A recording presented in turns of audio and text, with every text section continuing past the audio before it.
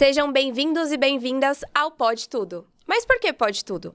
Aqui a gente conta histórias de pessoas reais, como eu e você, e hoje a gente tá aqui com uma pessoa que vai te deixar um pouquinho curioso, falar um pouquinho de startup, falar de recrutamento e seleção. Seja bem-vindo, Milton. Muito obrigado a todos que estão assistindo aqui, é uma honra estar aqui no Pode Tudo. Bom, agora que vocês já sabem quem é o Milton, eu vou falar um pouquinho por trás dos bastidores. O Milton, ele é empreendedor e fundador da Venture People, ele também é fundador e conselheiro da Fé Angels, e ele é o pai do Bob, né? Com certeza vocês já viram ele nas redes sociais.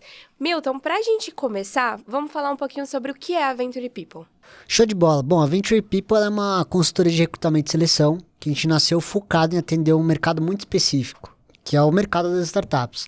E quando a gente olha startup, a gente não está falando do iFood, né? Que é uma empresa que já está consolidada e está bem evoluída no ecossistema. A gente está falando daquelas startups que estão no early stage, que são o estágio inicial de financiamento delas. Quando elas estão começando a dar as primeiras vendas, começando a escalar, começando a crescer.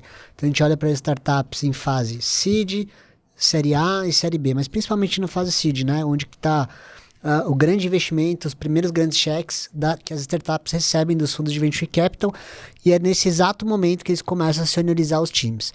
Então a gente tem duas verticais quando a gente olha para o mercado de startup. A vertical de Senior Management, que seriam os gestores, os C-levels, os diretores, e a outra vertical de tecnologia, que é uma área muito demandada, que tem muita concorrência. Então a gente tem uma vertical toda especializada para trazer engenheiros de software, cientistas de dados, developers em geral para atender esses clientes, né? Com uma velocidade também que exige um grau de agressividade um pouco maior, né? Precisa de uma rapidez muito grande, até porque os empreendedores, os clientes que nos contratam, recebem muita pressão dos investidores. Vamos lá, quero crescer, preciso de gente, vamos validar o negócio. E precisa de gente boa, né? E é um perfil muito específico que não está à torto direito em todo o mercado, né? Então a gente está constantemente conversando com muita gente todos os dias. Um recrutador nosso fala com 6 pessoas no mínimo por dia. Legal, legal. E me fala se tem um padrão, você comentou que tem um padrão de como essas pessoas que são contratadas para essas vagas, qual que é esse padrão que as empresas procuram? Legal. O padrão que essas empresas procuram são pessoas que têm uma neuroplasticidade, uma adaptabilidade muito grande. Quando você aceita trabalhar para uma startup, bem no early stage, você também recebe os stock options, né? A maior parte das posições que a gente está contratando para os nossos clientes, os clientes oferecem stock options, que é uma participação acionária, né? E nesse movimento, muitas vezes, o candidato que vai trabalhar numa startup, ele faz uma movimentação natural de remuneração de curto prazo. Então, não necessariamente ele vai ganhar muito mais grana trabalhando numa startup no curto prazo, não é esse o mindset, mas em contrapartida tem essas opções de ações. E aí, essa pessoa que opta por trabalhar numa startup, ela tem que ser evangelizada por nós. A gente brinca que é o pastor do empreendedorismo lá no Venture People, né? Tem que ser evangelizada, porque ela tem que entender que quando ela opta por trabalhar numa startup, ela está empreendendo, ela está deixando de ter um ganho incremental de remuneração de curto prazo para ter uma participação naquela empresa que pode valer muito. E no final, ele tem que entender que isso é um investimento dele. Não necessariamente que ele está deixando de ganhar, ele está ganhando, mas tendo um pouco do controle do risco, né? Porque ele vai estar dentro da organização, vai poder influenciar o crescimento dessa empresa e para cima. E essa mentalidade é muito única, porque não é todo brasileiro, diferente dos Estados Unidos, que tem uma cultura de investimento em ações da Bolsa, né? Você pega 50% da população dos Estados Unidos e investe em ações. Aqui no Brasil é 2% da população, é muito pouco. E esse fator ajuda muito os Estados Unidos. Aqui no Brasil, a gente tem que pegar e educar. Olha, gente, existe o risco faz parte da vida.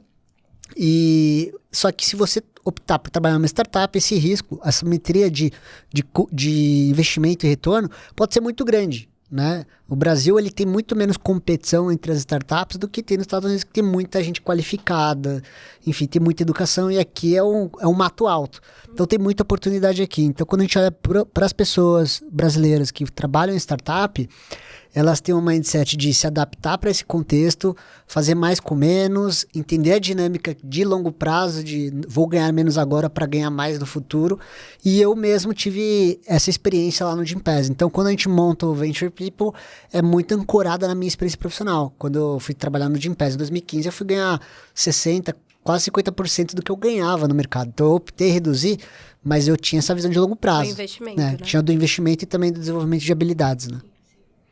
E falando dessas pessoas que você sempre fala, eu acho que junta muito essa coisa do não saber, porque a gente também falta muito a educação financeira. para a pessoa, de ela quer se formar, ela quer ir para o mercado e já ganhar dinheiro. Ela não tem esse pensamento do investimento, ela não tem esse pensamento de como você pode crescer dentro daquela empresa, mesmo ela sendo menor e você ganhando menos. Legal. Fala pra gente qual que é o maior erro que você e seu time encontram nessas entrevistas dessas pessoas. Eu acho que eu encontro esse erro em 99% das pessoas. Eu acho que se eu fizer essa pergunta pra você, talvez você não tenha se planejado pra essa pergunta. Não me planejei mesmo. Então, por exemplo, se eu fazer a pergunta pra você, Karen, você tem sua missão, visão e valores da pessoa Karen de longo prazo? Não. Super normal, 99% das pessoas que eu falo não tem isso. Mas as pessoas que têm isso mapeado no início da carreira, ela já sabe o que ela quer. Então, as decisões dela de carreira ficam muito mais fáceis. Então, se eu sei que minha missão, por exemplo, é encontrar os melhores profissionais para os meus clientes, e eu sei fazer isso muito bem, já sei que essa é a minha praia. Beleza. Só que qual que é a minha visão de longo prazo? Eu quero ser uma das maiores referências de startups no Brasil. Para eu ser uma das principais referências de startups no Brasil daqui a 10 anos, eu vou usar essa missão que eu tenho hoje e vou ampliando ao longo da jornada para chegar lá daqui a 10 anos. Como que eu faço isso? Eu tenho que ter algumas experiências profissionais que me suportem para alcançar esse objetivo. Eu não sei se eu vou ter um fundo de venture capital, se vou ser maior consultor de recrutamento para as startups. Eu sei que eu quero ser essa referência. O como, e eu sei onde que eu jogo o meu jogo do Champions League, é recrutando os profissionais para as startups. E os valores é o como a gente gostaria de trabalhar no dia a dia. Então tem alguns valores para mim que é o empreendedorismo, disciplina, consistência, ética, honestidade. Essas coisas eu não abro mão, são as formas que eu gosto de trabalhar. Então, se você sabe a forma como você gosta de trabalhar, aonde você quer chegar daqui a 10 anos, e o que você faz bem, quando chega uma oportunidade profissional para você, para te chamarem para uma entrevista, fica muito mais fácil você saber se você é a pessoa certa ou não. Você mesmo vai fazer um filtro e falar assim, puxa, essa oportunidade que estão me apresentando vai me ajudar a chegar mais rápido na minha visão. Então, o que eu vejo é os profissionais que têm essa clareza de longo prazo onde eles querem chegar, eles vão para entrevista, você quer dar um abraço neles, porque eles sabem tão bem o que eles querem, que você pergunta e já tem uma resposta na ponta da língua. Mas a maioria das pessoas não para fazer isso. Então, quando a gente entrevista, a gente basicamente sabe que você faz a pergunta para a pessoa, mas essa posição faz sentido para você? Eu queria trabalhar em startup, mas eu quero um ganho de remuneração de 50%. Fala, legal, você não estudou, você não sabe o que é startup, que foi um pouco do que a gente falou. Sim. A startup não é o ganho de curto prazo. Adoraria, tá, gente? Porra, todo mundo quer ganhar grana, né? Mas existe uma lógica de oferta e demanda e economia aí que a gente tem que respeitar, que é como funciona desde os primórdios aí das startups. Sim. E falando em recrutamento, conta pra gente por que as pessoas escolhem hoje a Venture People e qual que é a vantagem pensando em talvez contratar uma pessoa da sua própria equipe, no caso, a empresa, contratar um recrutador interno? Acho que tem 2 pontos que são muito cruciais. O primeiro, a gente é especializada de nicho. Eu falo para todo mundo, a Venture People não é para qualquer empresa. A gente é para a empresa que está num momento específico que precisa de empreendedores. Por que a gente diz isso? Todo dia a gente está conversando com pessoas empreendedoras. Estamos buscando ou encontrá-las ou desenvolver um relacionamento para que o momento que ela for empreender, ela seja o nosso cliente, né? Então, a nossa rede de relacionamento dos candidatos que a gente navega estão empreendendo ou trabalhando numa startup. Então, quando um cliente vem contratar a gente já tem essa rede de relacionamento, que é um diferencial competitivo que a gente tem.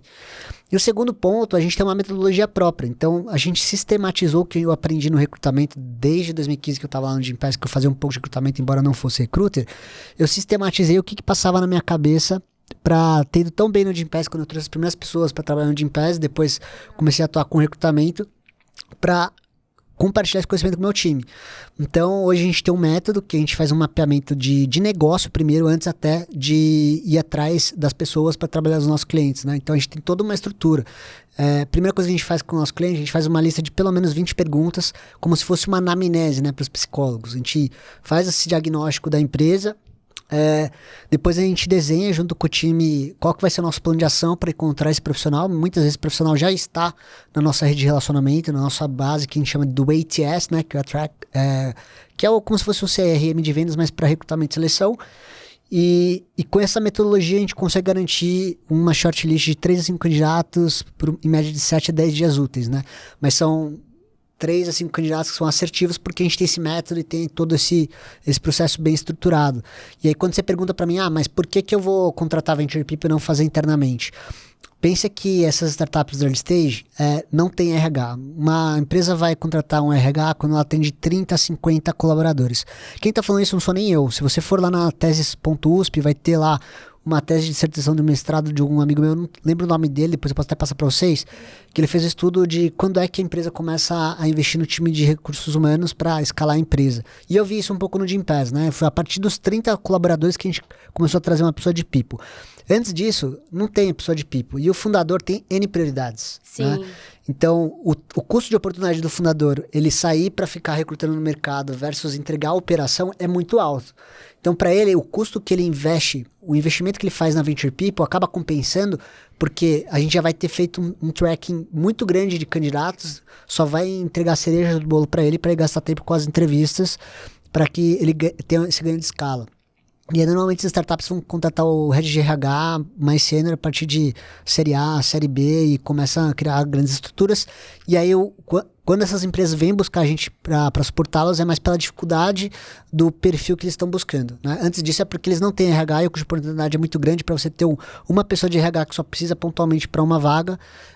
Então seria ineficiente para ele também manter uma pessoa nesse estilo. E ele tem que desenvolver essa pessoa de RH para ela conseguir recrutar a pessoa certa num curto espaço do tempo. E isso leva tempo, não é do dia para noite que você vai chegar na minha empresa, Karen, você é meu RH, preciso disso. Não, você vai precisar de um tempo de autodesenvolvimento, de investimento de tempo do próprio fundador para educar você para contratar uma pessoa. Então, acho que tem esse aspecto.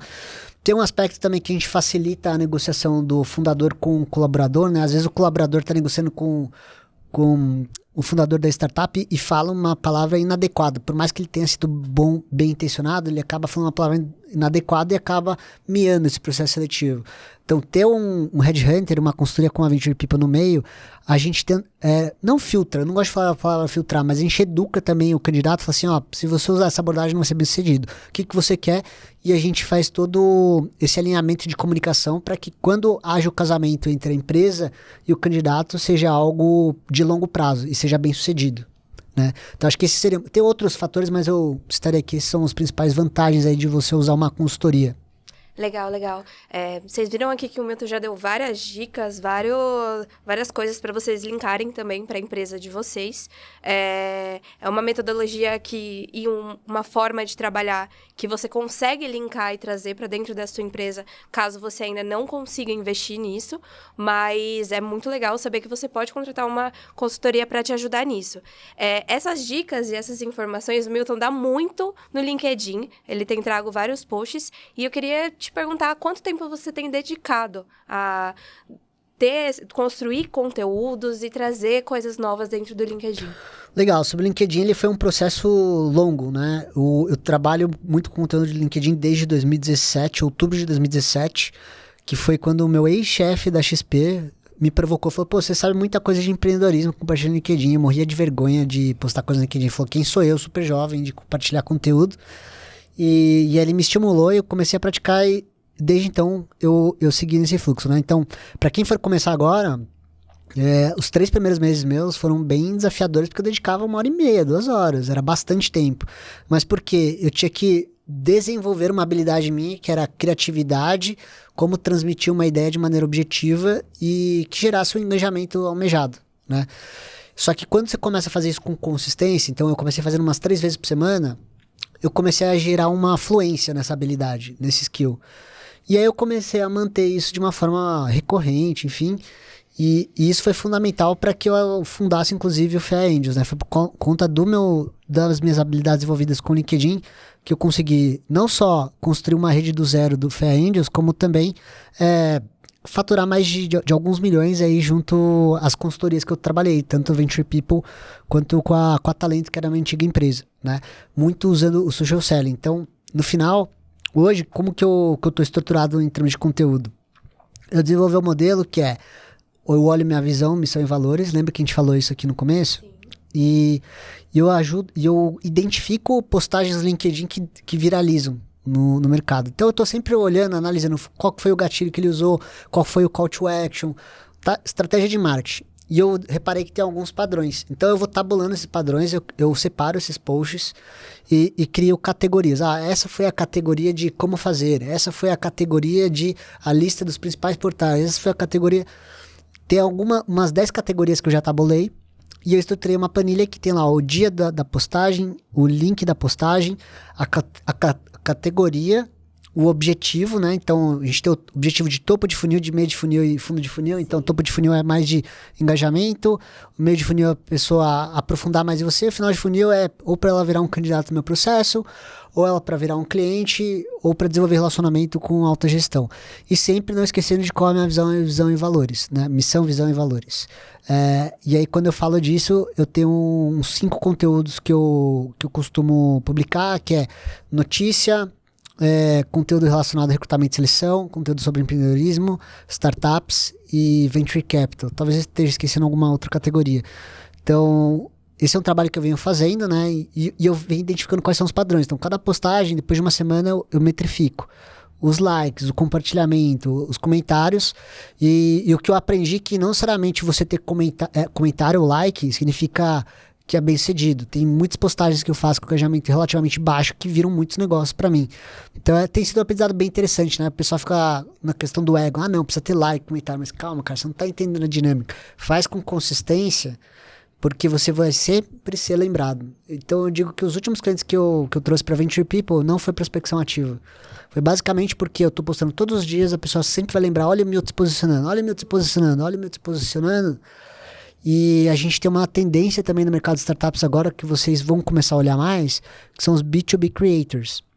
Então, cuja aquisição de cliente B2B, o pessoal fala assim, vou investir em marketing Google, vou investir em marketing LinkedIn.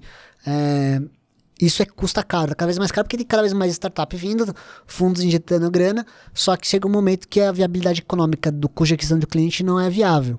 E aí, como que você se diferencia no mercado? É construção de conteúdo, é branding, participação de eventos offline. A gente não está falando de offline aqui, mas o offline ele é um cross-sell com o online. Você tem que ter os dois. O online você tem sempre que estar batendo lá, e o offline você tem que reforçar essa autoridade que você constrói no online, e vice-versa, né? E aí a gente vai ter os B2B creators, que é a nova tendência. Vocês vão ver cada vez mais os fundadores falando building public, né? Que é o termo que o pessoal fala, que é trazer o backstage para gerar esse engajamento, ver você como referência. E as empresas falam, poxa, eu quero me conectar com o Milton, não necessariamente com a empresa. Quem faz isso muito bem é o pessoal da G4 Educação. Enfim, o próprio Diego Barreto está fazendo isso com o LinkedIn, e ele faz isso muito bem, que inclusive pode ajudar muito ele a trazer talentos empreendedores, que ele se posiciona de uma maneira muito empreendedora, né? Se for analisar o perfil do Diego Barreto. Tem outra também, que é a Ana Zucato, que tem uma startup early stage de fintech, que ela faz muito esse trabalho com o LinkedIn também, de como ela está construindo uma fintech, tá super legal. Enfim, eu posso fazer uma lista aqui de influencers. E eu estimulo muito que vendedores B2B e fundadores invistam nesse segmento. Legal, legal. Milton, a gente fez aqui do ano passado pra cá uma temporada com 50 episódios do Venture Fellows, que foi um podcast muito legal, com várias aulas, tanto com convidados como você e a Bia. Eu queria que você contasse pra gente como que foi a experiência, tanto do podcast como aqui no estúdio com a gente. Foi maravilhoso, porque foi uma startup de comunicação do Milton, né? Eu sempre quis ter um pouco dessa disposição, ter essa experiência, desenvolver um pouco a dicção. Eu nem me considero um grande speaker, mas desenvolvi muito disso. Quando eu fui ver o primeiro episódio, depois fui ver o último que a gente gravou recentemente com o Diego, deu pra ver que eu tô bem mais à vontade falando na câmera. Isso é uma habilidade que você extrapola só o podcast, né? Então, se você vai para um evento presencial, se você é convidado para dar palestra, você está muito mais tracionado, calejado, fica mais fluido comunicar a ideia que você quer trazer. O que aprendi também é a importância do planejamento, mas que não necessariamente o que você planeja acontece no episódio, mas ele é importante ter nesse processo de criação de conteúdo, porque você tem pelo menos uma base de por onde que eu posso começar. E aí, quando a gente está conversando aqui, eu acho que você fez isso muito bem, mas a gente começa com uma ideia de fazer umas perguntas, mas peraí, o Milton falou de educação financeira aqui, te dá outros gatilhos, e você desenvolve também esse tema aqui é muito legal, deixa eu trazer para o público. Então essa parte de improvisação ajuda muito. Tem a parte de criatividade, então antes dos episódios você fala, eu não sei o que perguntar, como que vai ser perguntar, tal. E aí eu aprendi a usar a inteligência artificial para criação de conteúdo também, o que foi ótimo. Então você se colocar na trincheira para fazer 50 episódios, e quando eu falo se colocar na trincheira, aí você nunca vai estar confortável, porque é sempre um episódio novo, uma pessoa nova. Sim. Mas te revigora e faz você buscar o limite de melhorar o conteúdo, né? Então, assim, no final, a gente não fez com a intenção de investir grana em marketing para todo mundo ver, não foi pro estádio do Maracanã ver o nosso conteúdo, mas sim para reforçar o nosso posicionamento, que está alinhado com a nossa visão, missão e valores da empresa, que se confunde com a do Milton, por ser fundador da Venture People. Então, o que é legal é que as pessoas que a gente conversa no mundo online e offline falam assim, putz, lembro do seu podcast, você não faz nem ideia, né? E te coloca numa cadeira muito legal de especialista, né? Então, convites para você dar mentoria, enfim, muita coisa acontece. E eu recomendo, assim, para as pessoas que forem fazer podcasts, seja aqui ou qualquer outro lugar, é que não se apegue a ego e engajamento, que é besteira, tipo... Esteja convicto do que você quer da sua vida, porque as coisas acontecem. É só o lance de ter consistência e recorrência, né? Não desistir. Sim.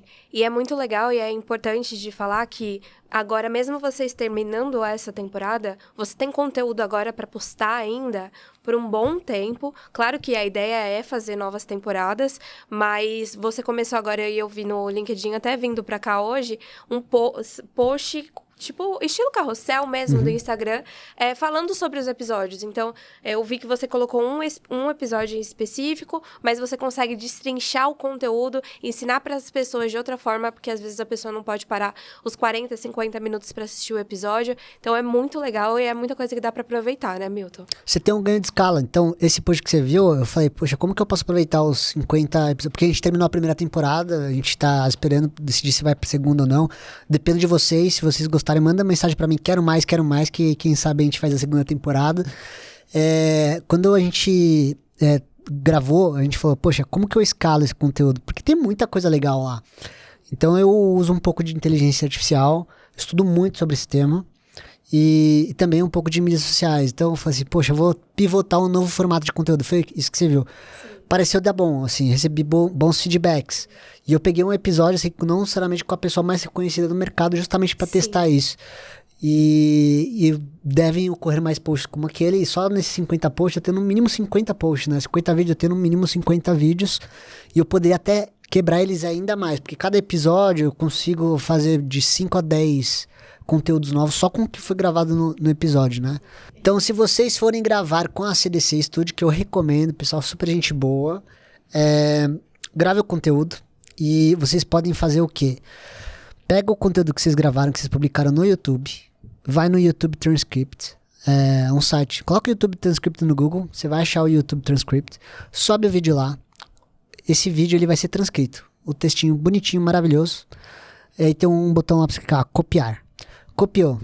Aí você pode chegar na inteligência artificial, no GPT, você fala, GPT, baseado no transcript desse episódio do podcast, gostaria que você atuasse como a melhor social media do mundo.